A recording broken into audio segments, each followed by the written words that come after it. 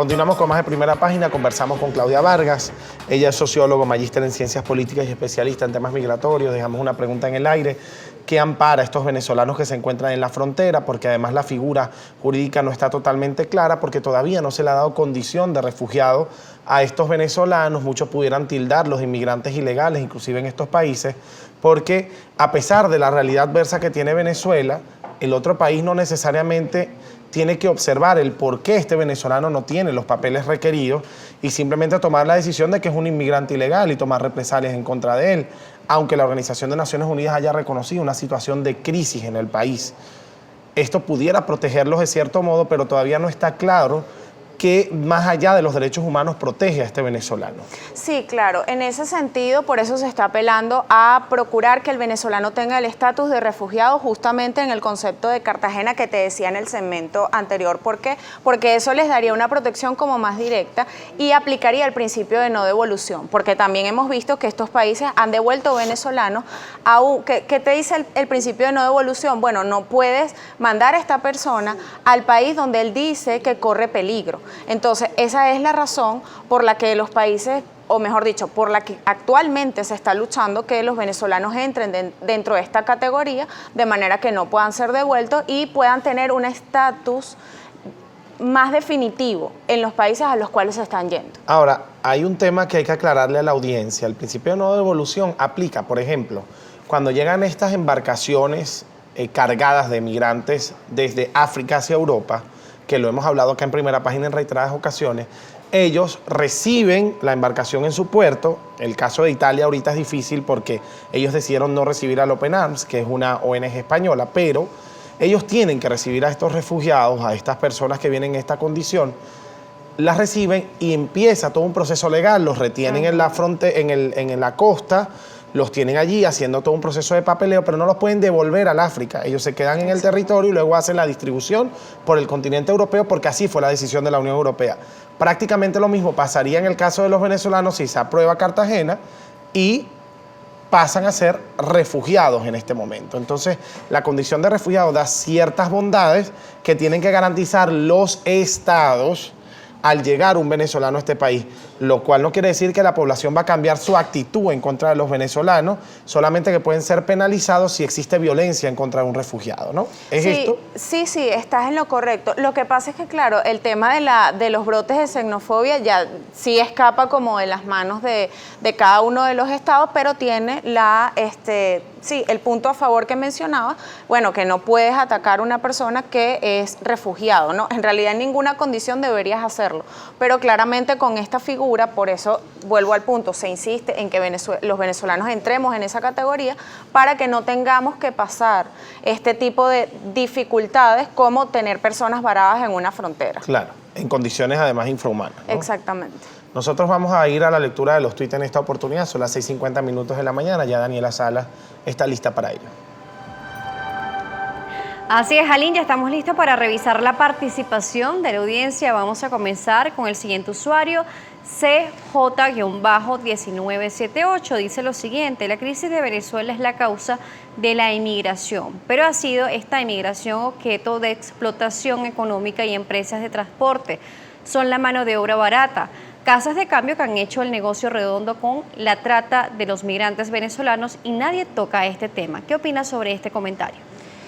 Sí, efectivamente el problema con la migración venezolana, en la medida que no se reconozca estos estatus que las organizaciones de derechos humanos están solicitando, van a estar sometidos a una doble o triple vulnerabilidad, es decir, chantajes, brotes de xenofobia, explotación laboral, trata de personas. ¿Por qué? Porque las personas, en la desesperación de querer salir de Venezuela, porque hay que decir que la emigración ahora se ha convertido en una necesidad para muchos venezolanos, buscan cualquier alternativa para ello, y cuando llegan a esos países destinos pueden ser de alguna manera engañados, que es lo que menciona este usuario, sobre la trata, sobre la explotación laboral, y bueno, él menciona un rubro específicamente, pero pasa con mucha de la población migrante actualmente. También tenemos el comentario del señor Miguel Ángel M.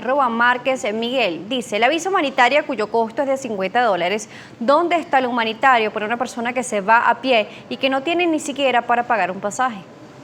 Sí, eso también es un tema, ¿no? Yo creo que en la medida, vuelvo al punto del segmento anterior, en la medida en que no se reconozca que el venezolano no es cualquier tipo de migrante, sino que es un migrante humanitario, es decir, una persona que sale buscando cómo sobrevivir, no pueden haber ajustes en este tipo de medidas. Ejemplo, cobrar $50 cuando una persona apenas tiene, como decía este usuario, para pagar el pasaje, pues es contradictorio con lo que los propios países que la solicitan están diciendo sobre la situación interna de Venezuela, ¿no?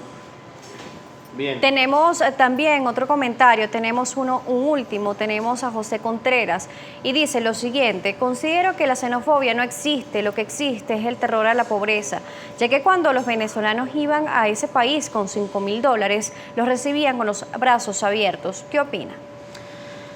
Lo que hay que decir que evidentemente la percepción sobre el venezolano en el exterior, la mayoría no es negativa. Sin embargo, siempre estos brotes, esta minoría que tiene estas expresiones de odio, de xenofobia, son las que casi siempre en la opinión pública resaltan por el daño que causan a las propias personas migrantes. Sin embargo, actualmente yo he visto cómo organizaciones, personas de la sociedad civil ayudan a los venezolanos.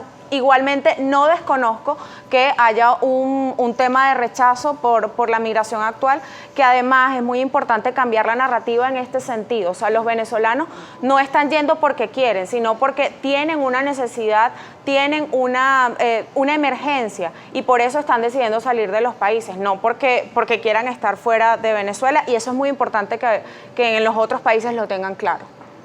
Bien, muchísimas gracias a la audiencia por su participación. Es importante que ustedes hagan llegar sus dudas, sugerencias y comentarios como lo hacen a diario, y sobre todo en este tema tan controversial y que afecta a muchos venezolanos que tienen familiares que se encuentran en esta frontera colombo-ecuatoriana y que están preocupadísimos. No tienes idea, Claudia, de la cantidad de mensajes que nos han llegado, de que no tienen idea de lo que está ocurriendo allá, que no se han podido comunicar con sus familiares porque no hay señal de teléfono, porque no han tenido acceso a internet. Y esto es realmente preocupante porque ni siquiera sabe si ellos fueron los que lograron cruzar a Ecuador antes del pedido de visado o son los que están varados en la frontera. Claro. Pero la pregunta del millón quizá en el caso es, ¿cuál es la verdadera solución a esta realidad tan difícil?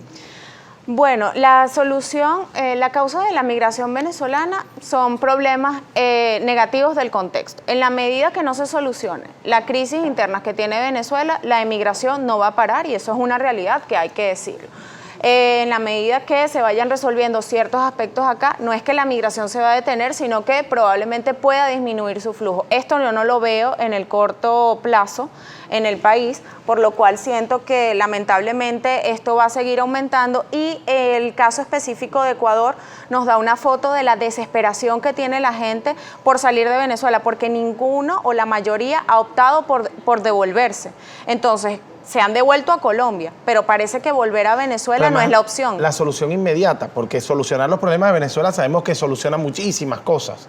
Pero la solución inmediata a estas personas, ¿cuál sería rápidamente? Bueno, la solución inmediata es que sigan permitiendo por lo menos la ayuda, la asistencia ahí en la frontera, ¿no? Están las organizaciones, está ACNUR, están organizaciones religiosas de la sociedad civil. Esto es lo primero. Lo segundo que yo recomendaría es que las organizaciones de derechos humanos puedan estar ahí para registrar, documentar cualquier posible violación que se haga en contra de estos venezolanos, y los gobiernos definitivamente ponerse de acuerdo en cuál va a ser la solución, porque no los pueden votar ni los pueden dejar tampoco en la intemperie. Bien, muchísimas gracias a Claudia Vargas por su Mucho presencia gusto, gracias. acá en nuestro programa. Nosotros tenemos que hacer una pausa. La próxima parte seguimos con más de Primera Página.